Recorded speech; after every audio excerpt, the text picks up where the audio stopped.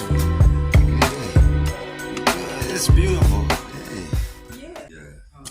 But you know, I was telling my big brother, I just came to be a guy's girl today, kick it with y'all, talk. Yeah. Whenever y'all want to talk about sports, the Saints suck. Business, I know a little bit about that. You were just telling us what I want to talk about. Like, Okay. what inspired you to be from a child, to be a mother, and a woman that I just talked to for a few minutes just now? I know you got a journey. You don't have to map it all out, but that's how we usually start. Yeah. So where did you grow up? So I'm originally from Lafayette, Louisiana. Lafayette. Born and raised. Moved to New Orleans in 2003. Yes. Young, 18-year-old. Lafayette, much slower pace than New Orleans. Came to the city and lost my mind. But my reason for being in New Orleans, I attended Dillon University. Graduated from Dillon with a degree in biology and a degree in chemistry. Had every intention of being a forensic pathologist. I wanted a job when nobody talked back to me. Yeah. Just be my own little world in my mind. Yeah. Because of lived experiences, I was like, I'm gonna be that old animal lady checking the mailbox in a floor length fur coat by myself with a whole bunch of money, like the rich auntie vibe. Like that's the 21st century term for it. But life and the things that happen in life just kind of took me in a different direction. That's how it always is. But I had no intention of ever being an entrepreneur. I'm an accidental entrepreneur. Okay. I did 11 years in television news. Okay. Worked at WWL first. Then I went to ABC 26, finished my How TV was that? career. How was that job? Or what did it entail? So I worked in the newsroom. Yes. Started out at the bottom. When I say the bottom, I'm talking about Friday night, Saturday night, Sunday night shifts. 2 o'clock in the afternoon to midnight, because I was a full-time student, and so I was working full-time and going to school full-time.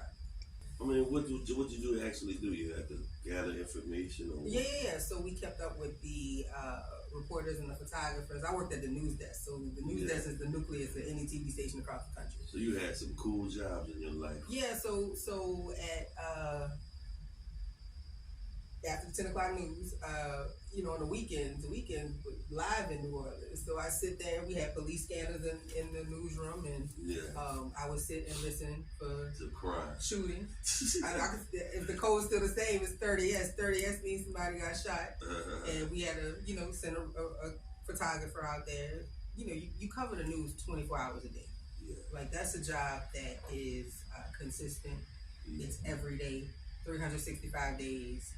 You're in it, right? You're immersed in it, and it becomes part of who you are if you let it, right? And so I did that for 11 years. I started at home in high school. I was a teen reporter, so I got to tell stories about issues relative to teenagers at the time. If I was to bring in a young version of you, or potentially a young version of you, how would you steer her in the right direction to be where you are today? The younger version of me, if I had a chance to sit with her, I would certainly tell her to be okay with making a mistake. Yeah. Life is not perfect. People are not perfect. Yeah. Truly understand that we all have the ebb and flow, the ups and downs, the peaks and the pits of life, and it's okay to just not be perfect. Yeah. And then, be a dog. Like, you gotta have dog in you to get through a lot of different scenarios and a lot of Is your mother like that? Is your mother that type of woman? My mom is a piece of work. Yeah, man. She, I love her to life, but she's no nonsense. Yeah. Still is to this day. She's still in Lafayette? Yeah, she just left my house yesterday. Oh, all right. What y'all cook? Man, look, she came in there. I'm So bring my Tupperware thing with Christmas, we had the whole spread. My husband did a prime rib on one of his 20 million grills. Yeah. We had honey baked ham, green bean casserole, yams, seafood stuffing, all that. Like just. Boy, y'all make it hard on people who don't eat pig. Eat in it, sheesh. I make you some Alfredo pasta or something, but Yeah. you know, arguably, Southwest Louisiana has the best food in the world. Who's your favorite musician or singer? Ooh, my favorite musician or singer? Yeah. Right now, just all Just time. period. Prince. Prince? Oh, that's a dope one. You love Yeah. Prince. I love Prince, you know. Man, Yeah. ooh, you say you want to go cut it deep. Prince was an artist that transcended time, space, people. Like, he was a crossover universal. Yeah. If you didn't like Prince, you just really didn't have no common Now, sense. if you're a about real yourself. Prince lover, Uh, we about to shock the world right here. Little Red Corvette probably be my favorite Prince song. The Prince song. Did they kill him? Or did he die? Because that man was riding a bike the same day when he said all the other stuff. And he was like 50-something, looked like he was 30. Let me tell you something. We all got to keep our head on a swivel as black folks. Right, Like, exactly. Because he was questioning the powers that be, him and Michael Jackson. You can't. There is this mindset, and I have to be very calculated with how I'm going to say this. Yeah. But there is a mindset that we can't put ourselves and posture ourselves and position ourselves as black people on our own. Like, we need somebody else to puppet master us in a lot of ways. And you know, that is a transatlantic slave mindset. It's a mindset that dates back to centuries, that we should not have the capability and the capacity to do the things that we need to do for ourselves on our own. Right. And so I've always been a disruptor. I don't subscribe to the idea that we can't be self-sufficient and sustain. And were your parents militants? No, not really. So my dad is still in television news. It's the only job he's ever had. All right. In Lafayette at the CBS affiliate. Yeah. My mom worked in healthcare before she had my sister. My sister and I almost 10 years apart. And when she had my sister, she transitioned into the educational space. You ever heard about the Black Aspen Weekend? Yeah, so listen. Man, I want to go to that. I was just talking to Big Brother Steve, and you know, before y'all got here, and you know, we talk about it a lot, that there's nothing that happens without the intellectual capital, the contributions, just nothing without black folks. Like, if you go back historically and really understand our trajectory and where we come from, that's why who he had we to are. kill Prince, because he got wise. And he was going to educate the musicians in order to get the billions, because that business generates billions. Yeah. And we're gonna have a handful of people that obviously that you have a certain amount of control over, and they're just spewing negativity and homosexual. No offense to homosexual, but come on now, give the kids a choice. This is real, like, warfare. It's real This life. is warfare. And, I was joking, but I wasn't joking. And by you being a Prince fan, I'm proud of you. I love Prince. Telling the truth, because some people don't want to get around. That man was looking 20 years older. That man wasn't sick. My parents killed that thing. Raised us on like good real music. Yeah. And so you know, the one thing that I inherited early from my parents, because they divorced. I got the record collection, and it's probably We got no wax. No, that's got to be hundreds of records. Yeah. From, If you could have got an autograph on that, probably worth a couple hundred racks or something. Morris Day and the Time. Ooh. New Power Generation, FPG, Prince. They all still perform. Yeah, you know Marvin Day got something new. Yeah, like sound like the old Morris Day. Like all of the dope music, and so you know, I went through my formal years in school. Okay. Playing instruments, and so I learned how. Now, who was your favorite ratchet artist? Ratchet? Yeah. Boosie. Boosie. All And right. You know that's me. That's me all the way. Not musically, because I don't know what these rappers be saying in the 21st century. Yeah, no, they know what they say. But my all time favorite rap artist is Jay-Z. Jay-Z. But late 90s, early 2000s, Jay-Z, unfiltered, unpolished, straight out of New York, from Marcy. So tell me this. Tell me this. Out of Jay-Z, Tupac, who you got? You say Jay-Z or over Tupac? I think it's almost like the LeBron, Kobe, Jordan competition. There we go. Look, ooh, what you Right? got? Like, I don't think Right. you can parallel because you got to think about it, particularly with us being in the South, right? Yeah, okay, Like you got Pop on the West Coast, you got Biggie on the East Coast in New York, you got P and them down here with everything's going on, and we always late to the party, right? Right, like right, the right, South right. is forever gonna be. And Jay-Z was out there and nobody said a damn thing about him. So, And so when they was out, nobody wasn't mentioning Jay-Z. Here's what, You know that. and Huh? this is just my opinion. If Biggie would have still been alive, Jay-Z wouldn't have got the shine in the platform like that. No Limit wouldn't have got the platform of Pac though, because they took his delivery. Every last one of them rap like Tupac. And so you know what I mean? So. But again, when you think about the uniqueness of it, the authenticity of it, the delivery of it, like they all do. Like when you go back to when Video Soul was a thing, and then you actually watch music videos on TV, and you remember you remember the California Love video, and they took that concept from Mel Gibson and Mad Max. And it's just like, but they had more money. The budgets but and that was a Hype Williams production, and he was like that dude was the GOAT, still is. But when you think about just being forward thinking enough and progressively thinking enough to put visuals out like that. Because the words and the video don't go together, right?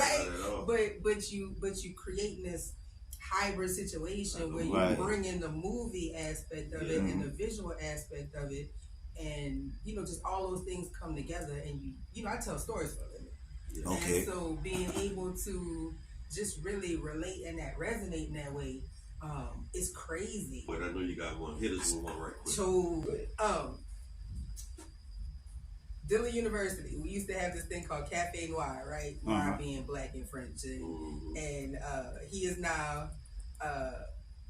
Doc Assad El Malik, but my guy Lionel King at the time hosted it, and we used to do like poetry slams all the time on campus. And I don't know, one day I got a stick up my ass, and I was like, you know what, this little dude that I was, dealing with or whatever, he did something dumb, and I roasted that boy in a poem in front of the whole campus. And he looked, and I've never spoken to him again, and it probably was like the meanest thing that I ever could have done to somebody at that time.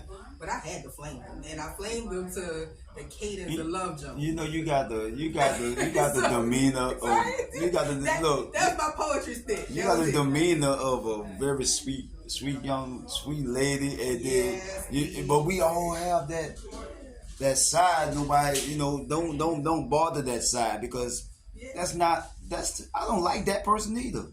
Yeah, but listen, I don't like that person, the other side of me. Through time and space, looking for a problem, right? But I'm not gonna be unprepared to deal with it. Yeah, right? And that's the thing about us too here. Yeah, we are the nicest people, because everybody said, man, New Orleans people are very nice. I say, I said, but guess what? Don't take that kindness for weakness. It's real. Yeah, listen, I tell everybody, don't let the face and all that fool you. Like, I don't ever want to be put into that position to feel like I gotta come out of a corner fighting. Yes. But if I gotta do it, I'm gonna be good at it. Right. So, that's a whole other part of my life. You used to beat boys up.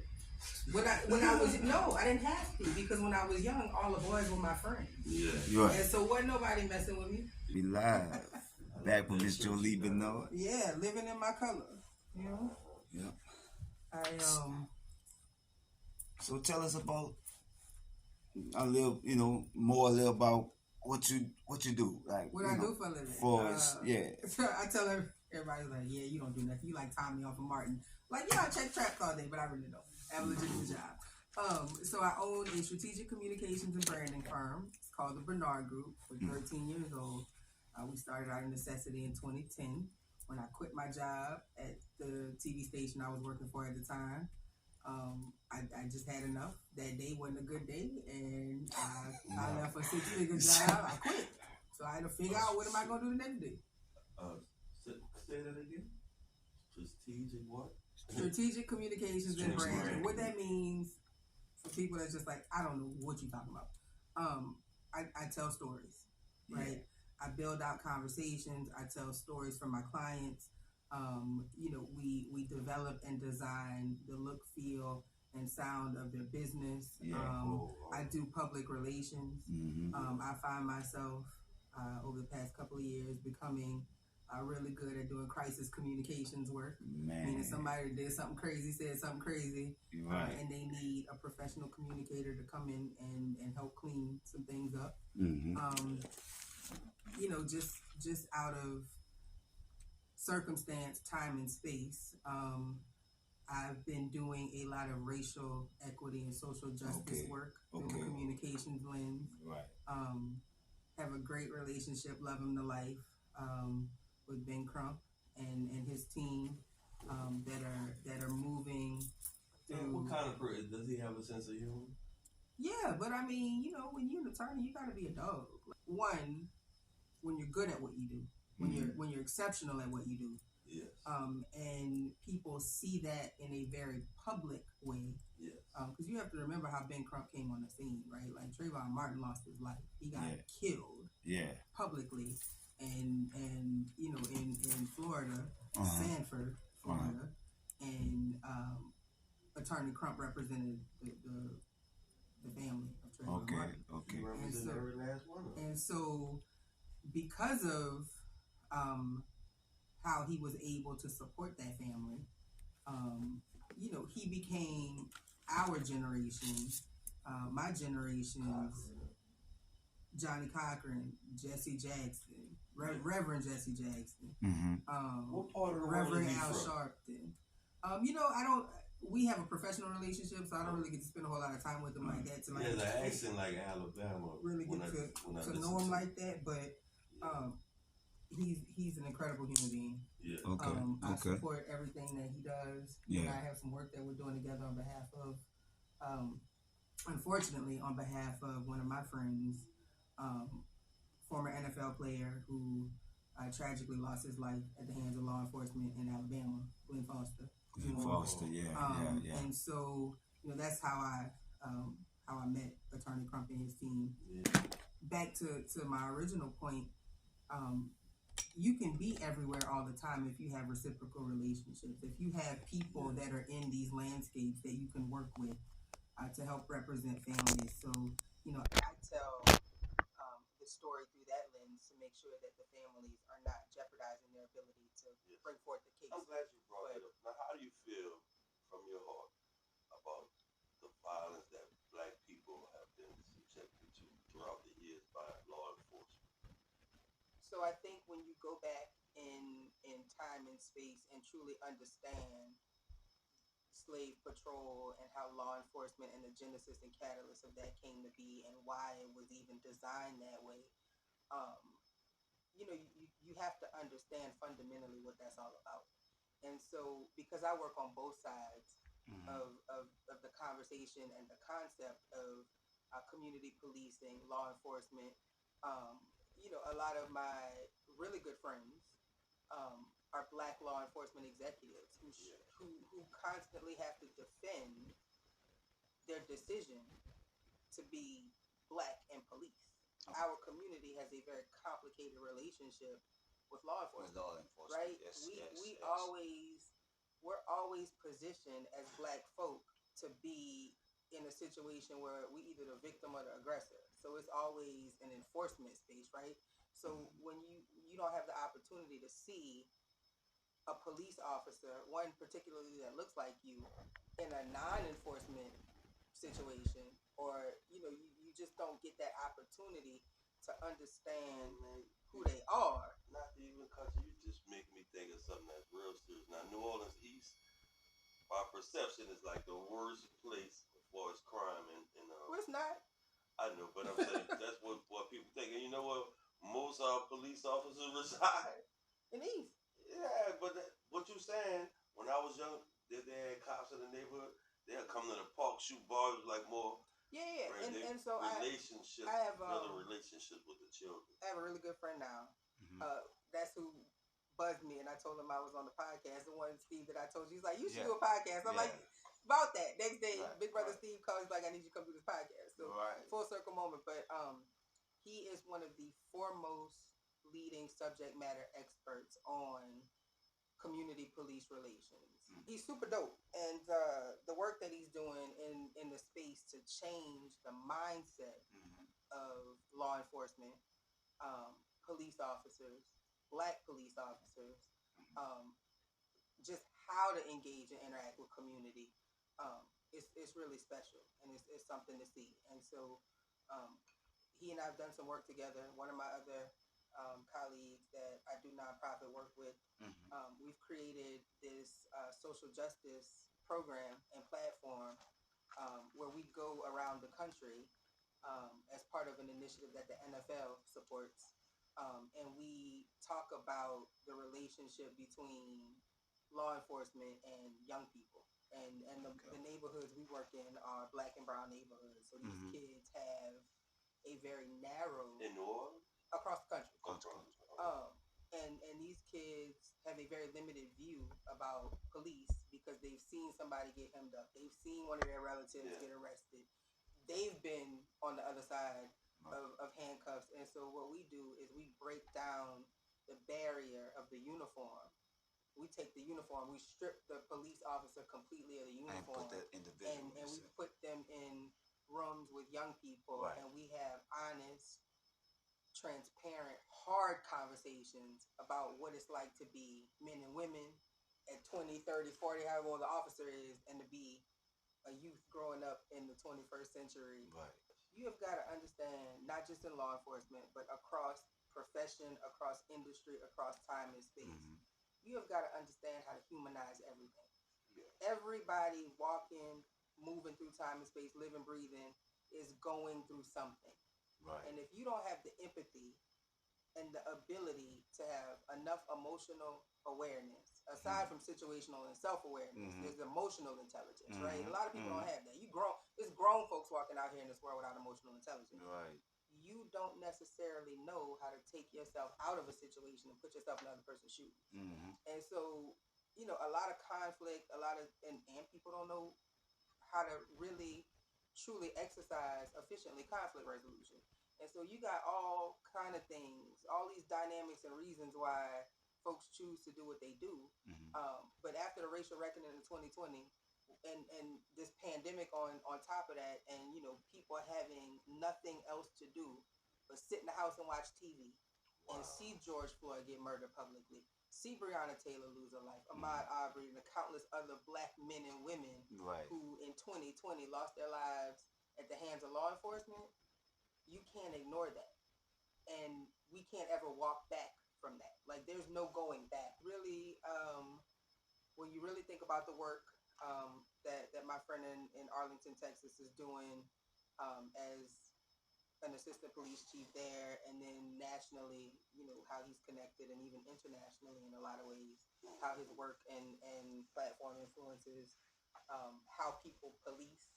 Because, at the end of the day, people are people. So right? tell me, Gotta how figure that out. how you think we can get that same? I mean, as us individuals, like what we do, like me, for example, ex-professional boxer. Yeah. I love the kids. I love the kids. Yeah. And I always say, if I can grab one, Hearing. if I can grab one, I'm listening. that one can go back and tell his friend. That's what it is. And we, I'm not trying to grab a whole community because a lot of them might don't listen. And here's the thing. Nonprofit. I focus on the impressionable, right? Okay. And generally, the impressionable are the young people. Old folks set in their ways. I'm not wasting my time. Right, I don't have the time to waste to try to change mindsets across community in that way. Because generationally, it's so many layers to that. Like, the kids say it's levels to this. Me talking to my mom about what we talking about right now might not be received in any way, much less well. And so I'm a go down and reach up, right? Like, I'm not trying to go up and walk backwards. And so, it's about the young people. Yes. You get them to understand fundamentally some of the things that they just don't know because they haven't lived long enough. It changes the game. How did we meet? I gotta shout out my big sis, Dee the phenomenal, independent, beautiful nail technician artist to the Yes. stars Uh, introduced us. So yeah, shout out to B. Good people. She's the goat at what she does. She's phenomenal at what she does. she's very. You get 10 fingers done, might leave $300, $400, $500 on the table, just depending on what you want. But listen, when you're good at what you do, and You work what you work. you work what you work, and you command the prices and just the things in business. I admire. We go to Ruth Chris, we're gonna pay for that. Yeah, I admire how she runs her business, right? She's really good at it. My favorite restaurant in the city is hands down GW Finn's, right on Bienville in the corner. Okay. I seen that online. Somebody was doing like a little critique of the food. Yeah, that's What kind of prices did they have? some really extravagant prices. Extravagant. Indulge yourself. They make one of the best fish 75s in the state. You pay for what you want. Argue with your mother. Yeah. My opinion. I love it. You say, oh, go check. You know that's you know how they say. Now, what do you eat when you go there? They got a lot of dope stuff. Listen, they bring unlimited biscuits to the table. Like they don't do bread. They do these little bitty pint-sized They biscuits. put honey on it. And they just keep like you ain't gotta ask. No. It's a dinner spot. GW Finn. Is it butter biscuits or honey biscuits? Yeah, but listen, Nigga, they she sell talking they food. sell the mix Okay. out the Yeah. back. Like you can make them at home. Yeah, I might have to go give me some things later. Man, so But yeah, steak, seafood. They do a lot of fresh catch of the day. They do We ate some seafood last time. combined stuff. They I even combine had to eat the scallops and leftovers. halibut. They just got a really dope menu. like I said, I did some more research. Oh, hit me with that. I'm saying your book stuff, accolades with the profile you stuff. did. I mean, you received the two this year. Yeah. You received the Power Women. Which one? What it was, the empowerment. I wrote my notes. So in the end of January of this year, Fidelity Bank named me their inaugural Power Woman of the Year. Yeah, their Power first one. Woman of the Year. There you go. Super dope. Yeah. I do what I do for impact, right? My Yeah. currency is all about impact. That's what I care about. But people seeing the grind meeting the reward, being acknowledged for it. It's really dope. So I am learning still to accept those recognitions with grace and being thankful for being seen in that way. Okay. I don't need it. You know what I mean? Man. It's cool to be recognized and have other people validate the work for the reasons and dynamics that they do that. Since that award, I mean, it's been a really good year. 2023 has been a really dope year. October, I got the inaugural, the first time that happened, got included on the U.S. Black Chambers Power 50 Under 40 list. And so 50 individuals across the country under 40 years old doing really dope things. And so, Jolie, that little girl we talked about earlier from Lafayette, Louisiana, was on that list with Lewis Hamilton, who's the F1 race car driver. Wow. Coco Jones. Coco the singer. Jones. I love Coco Jones. I love her voice. Who else? The Jakes woman. What's her name? The young one. Sarah Jakes Roberts. Is that her name? That's TD's daughter. Yeah. She was on the list. Bud was on the list. The boxer. But my man. That's my man. Yeah. Terrence Crawford was on the list. Yara Shahidi, who's a really dope actress, young woman who's about activism and Blackish, grownish. Yeah. And yeah. Oh, that's the young lady from Black. Yeah, she was on the list. That's a beautiful one. And then me, so Hey, pretty dope. You ain't actually met somebody that somebody. Well, hey, I appreciate you, Steve. We did. You told me you did with your kids, like man, that's motivation. They have to know though. They already on business on like 11 and 6. And My baby girl will be 6 in January. Well, couple of type weeks. of stuff, man. Real, bro. But they have to know, because society places a a lot of emphasis on doing things on a timeline, and particularly when it comes to being black and a woman. You know, and I'll never compare my lived experiences to a black man because I don't know what that's like. I'm gonna never be able to walk in those shoes. I support it, right? Like I'm always gonna be able to position and posture myself to support a black man, but I'm gonna never be a black man, and I recognize that. So I'm not even trying to, you know, compare experiences in that way, right? But you know, I'm raising a black son and a black daughter, so I have to be able to be their example for how this works. And we got to do it in real time. And you got time to help other kids too at the same time. Yeah, I mean that's what my life is about. Like, I mean, I'm in service to anybody that needs something that's serious about.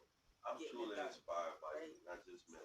Yeah. Well, everybody should be inspired by a person like this. No way. I'm just. But that's true. I'm just. Listen, I'll help. But I know I'm crazy as hell. Listen, I love it. Like, me and you are a lot alike. Yeah. You know? And to end the podcast with the words that were spoken by the people at the ceremony, that you're very they said you're a champion. Yeah. You're goal oriented. You're solution driven. Yeah. You're a natural leader, which I know that, and passionate. And last but not least, you bury your connections. It's your spirit. That's how I took it. Yeah. You easily be connected to because again your passion, your orientation, your driven, all that into one brings in connection. And what I think that's why I feel I'm clinging. I'm clinging to you because that spirit, that inspirational spirit of yours just make me like, man, and for you to be a woman. Yeah. It takes a special kind of man to let a woman in general lead them sometimes. And that's okay. And that's why you'll probably get further fast if you get out the way. Get out your own way, brother. And that's what I had to do that. Yeah. I'm saying, that's real. And I think I talked to Luther about, like, man, it's a fact. She's inspirational to me because that's just you. That's the thing with the kids. You inspire me to just do a lot of things, like for real. You just don't know. You really don't know. And I want to thank Beatty. Well, yeah, man. Listen, it's all Beatty's work right here. Yeah, it's all Beatty's work. So gotta honor me as the first woman guest on the podcast. Yeah, another first. That's really dope. I like. Real. I embrace being the first. I always hope never to be the last. Right. Yeah. I'm a send this out and make sure that it's on all of my platforms, and for me, that's what I always do. That could you give everyone your platform that want to contact you? So my socials are at JOLIED Bernard BRNARD on Facebook and Insta. I don't fool with that, formerly known as Twitter Space. That's crazy. And then I'm on LinkedIn as my name. If you you need business support or whatever, you just want to talk through some things. Listen, I give the game away for free because nobody does anything alike, right? No two people think alike. Right, so I'm not a gatekeeper in that way. If I can help somebody work through some stuff so they can be all of what they want and to y'all be. stay tuned. We're gonna have like a little light concert here downstairs. But back to your point, Steve, earlier. Thank you for regurgitating all of those things that other people see in me. But for me, I'm always earlier. You said strategic about things and being a visionary and knowing about legacy and understanding and embracing it. And even to the point where I think about my own mortality because I'm not gonna live forever. And so, I want my kids to know, and it's gonna be engraved, etched on my headstone as servant leader, but mother above all. Like I'm a mom first. Everything for me is about my kids. Right. So yeah, that's